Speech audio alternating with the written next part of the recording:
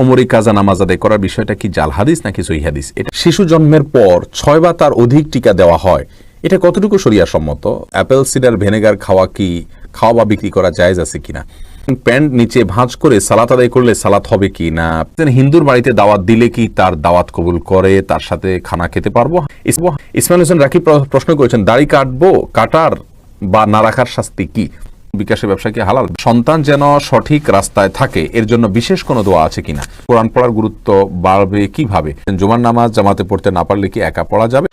চলুন তাহলে আর বিলম্ব না করে আপনাদের যে সমস্ত প্রশ্ন ইতিমধ্যে আমাদের কাছে চলে এসেছে সেগুলোর দেওয়ার পালে আমরা প্রবেশ করি। ইসমাইল হোসেন রাকিব প্রশ্ন করেছেন, দাড়ি কাটার বা না রাখার শাস্তি কি? নবী সাল্লাল্লাহু আলাইহি সাল্লামের নির্দেশ লঙ্ঘন করার শাস্তি হলো জাহান্নাম। তিনি বলেছেন, যে ব্যক্তি আমাকে অস্বীকার করবে, অর্থাৎ আমার নির্দেশকে লঙ্ঘন করবে, সে ব্যক্তি জাহান্নামে যাবে। আর যারা নির্দেশকে মেনে চলবে, কুল্লু উম্মতি ইয়াদখুলুনাল জান্নাতা ইল্লা মান আবা, তারা জান্নাতে যাবে। আর যারা অস্বীকার করবে বা আমাকে অমান্য করবে, তারা জাহান্নামে যাবে। দাড়ি কাটা এটা নবী সাল্লাল্লাহু আলাইহি সাল্লামের অবাধ্যতা, তার অমান্যতা, বিধায় এটার পরিণাম অবশ্যই জাহান্নাম। আল্লাহ তাআলা রহম করুন, হেফাজত করুন। তাহেরা, আপনি জানতে চেয়েছেন, শিশু জন্মের পর 6 বা তার অধিক টিকা দেওয়া হয়, এটা কতটুকু শরিয়া সম্মত? বোন তাহেরা, টিকা দেওয়া শরীয়ত সম্মত। টিকাতে ইসলামী শরীয়ত দৃষ্টিকোণ থেকে মৌলিকভাবে টিকাতে কোনো বিধিনিষেধ নেই। তার কারণ নবী সাল্লাল্লাহু আলাইহি সাল্লাম রোগ হওয়ার আগে থেকে যাতে রোগ না হয় তার জন্য প্রতিষেধক ব্যবহার করা আদর্শ আমাদেরকে শিক্ষা দিয়েছেন। আমরা জানি আজওয়া খেজুর সম্পর্কে সহিহ বুখারীতে বর্ণিত হয়েছে, নবী সাল্লাল্লাহু আলাইহি সাল্লাম বলেছেন, যে ব্যক্তি সকালবেলা 7টা আজওয়া খেজুর খাবে, মদিনার বিশেষ খেজুর এবং অন্যান্য জায়গাও পাওয়া যায়, এই আজওয়া খেজুর যে ব্যক্তি সকালবেলা 7টা খাবে, আল্লাহ সুবহানাহু ওয়া তাআলার পক্ষ থেকে তাকে নিরাপত্তা দেওয়া হবে, তাকে সুরক্ষিত রাখা হবে, বিষাক্ত কোনো কিছু, এমনকি বিষাক্ত কোনো কিছু তার ক্ষতি করতে পারবে না। তাহলে কোনো কিছু আমার ক্ষতি করা অথবা আমাকে পীড়া দেওয়া, অসুস্থ হওয়া, এটা থেকে আগে থেকে আরোগ্য লাভের জন্য বা আগে থেকে সুরক্ষিত থাকবার জন্য সুন্নাহ পদ্ধতি আজওয়ার কথা নবী সাল্লাল্লাহু আলাইহি ওয়াসাল্লাম বলেছেন। অতএব আজ যদি কোনো টিকার মাধ্যমে আগে থেকে আমরা সুরক্ষিত থাকার কোনো পদ্ধতি অবলম্বন করতে পারি, ইসলামী শরীয়ত দৃষ্টিকোণ থেকে অবশ্যই সেটা নিন্দনীয় হবে না, নিষিদ্ধ হবে না। আল জায়েদ, আপনি জানতে চেয়েছেন, অ্যাপেল সিডার ভিনেগার খাওয়া বা বিক্রি করা জায়েজ আছে কিনা? হ্যাঁ, অ্যাপেল সিডার ভিনেগার বা আপনার যেটাকে আমরা বলি আপনার কি বলে আপনার সিরকা, নবী সাল্লাল্লাহু আলাইহি সাল্লামের জীবনে এই সিরকার ব্যবহার ছিল এবং সাহাবায়ে কেরাম প্রচুর পরিমাণে খেতেন। বিশেষ করে আমাদের আয়েশা রাদিয়াল্লাহু তাআলা আনহা, তার এক হাদিসে বর্ণিত হয়েছে, তিনি বলেছেন, নেআমাল ইদামি আল খাল, সবচাইতে কত না ভালো তরকারি হলো সিরকা। তো এই হাদিস থেকে বোঝা যায় যে সিরকাকে অ্যাজ এ তরকারি যদি কেউ ইউজ করেন এবং খান, অর্থাৎ আপনার রুটি দিয়ে সিরকা দিয়ে খান, তাহলে এটা পছন্দনীয় ছিল আমাদের আয়েশার কাছে, সাহাবায়ে কেরাম এটা খেতেন। বিধায় সিরকার যদি আমরা ব্যবহার করি, এটাকেই অ্যাপেল সিডার, এটাকেই ভিনেগার বলা হয়। তো এটা ইসলামী শরীয়ত দৃষ্টিকোণ থেকে নাজায়েজ হওয়ার কোনো কারণ নেই, খেতে পারি ইনশাআল্লাহ। তবে বর্তমান যে অ্যাপেল সিডার ভিনেগার পাওয়া যায়, এটা কতটা স্বাস্থ্যসম্মত, এটাতে ক্ষতিকর কোনো কিছু আছে কিনা, এই বিষয়ে বিস্তারিত গবেষণা আমার নাই। মৌলিকভাবে ভিনেগার, এটা সিরকা, এটাকে খাল বলা হয়েছে হাদিসের ভাষায়। তো এটাতে কোনো অসুবিধা নেই ইনশাআল্লাহ, বিদিন ওটা আমরা গ্রহণ করতে পারি, খেতে পারি। আজকের এই যে অ্যাপেল সিডার ভিনেগার আছে, এটা নিয়ে বোধহয় কোনো এক মিডিয়ার মাধ্যমে আমি জানতে পেরেছি, কোনো একটা সংবাদ মাধ্যমের মাধ্যমে, যে এটাতে শরীরের জন্য ক্ষতিকর কিছু উপাদান আছে, ক্যান্সারের উপাদান আছে। আল্লাহ মাফ করুক, এরকম যদি কিছু আসলেই হয়ে থাকে তাহলে সেটা আমাদের বনি আমিন সবুজ, আপনি প্রশ্ন করেছেন, প্যান্ট নিচে ভাঁজ করে সালাত আদায় করলে সালাত হবে কি না? প্যান্ট নিচে ভাঁজ করে সালাত আদায় করলে সালাত হয়ে যাবে।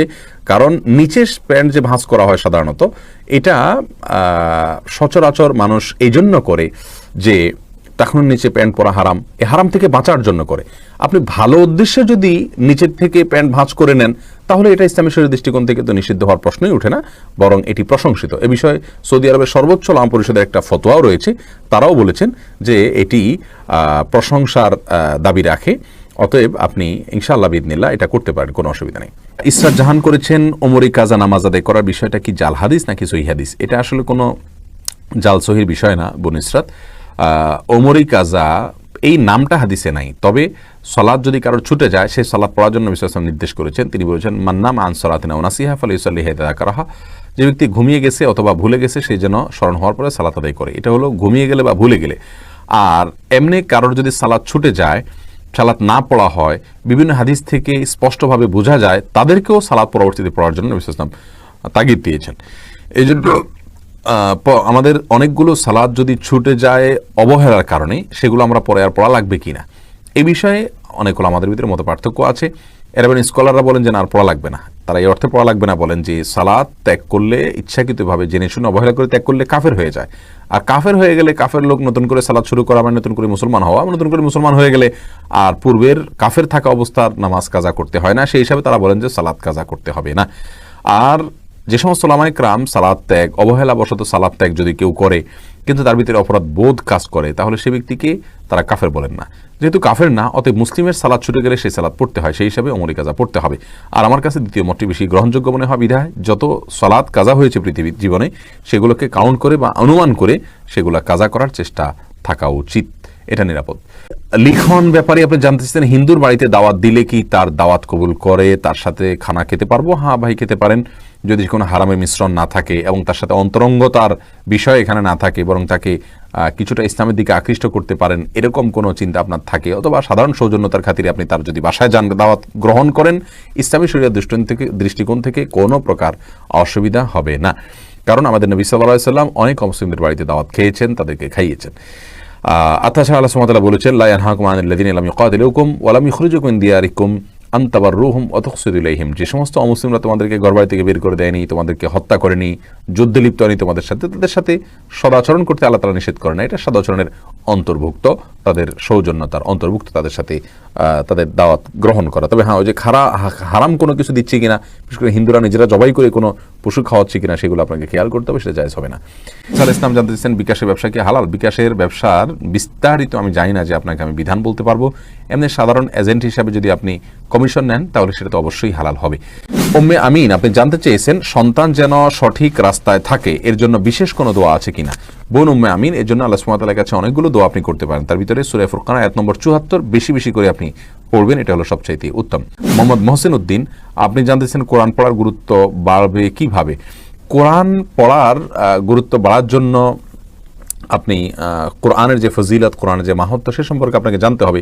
ইসলামী শরীয়তে কোরআন পাঠের যে গুরুত্ব রয়েছে এবং আল্লাহ সুবহানাহু ওয়া তাআলার পক্ষ থেকে কোরআন যে বড় নেয়ামত মুসলিম মিল্লাতের উপরে, এই বিষয়গুলো স্টাডি করতে হবে।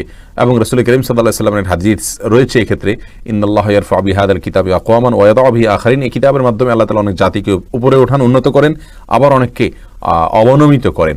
তো এই সমস্ত হাদিস এবং আয়াতগুলো আপনি পড়বেন, ইনশাআল্লাহ বিইذনিল্লাহ কোরআন পাঠের গুরুত্ব আপনি বুঝতে পারবেন। আর তাছাড়া অহংকারীদেরকে আল্লাহ তাআলা কোরআন থেকে দূরে সরে রাখেন, এজন্য বিনয় অবলম্বন করবেন। আল্লাহ সুবহানাহু ওয়া তাআলা কোরআনের প্রতি আপনার ভালোবাসা পয়দা করবেন, আমাকেও আল্লাহ তাআলা পয়দা করুক, আমাদের সবাইকে করুক। আবুল কালাম আজাদ জানতে চেয়েছেন, জুমার নামাজ জামাতে পড়তে না পারলে কি একা পড়া যাবে? না, একা পড়ার কোনো সিস্টেম নাই। জুমার নামাজ অবশ্যই জামাতে আদায় করতে হবে, জামাতে আদায় করা ছাড়া জুমার নামাজ আদায় করার কোনো সিস্টেম নেই।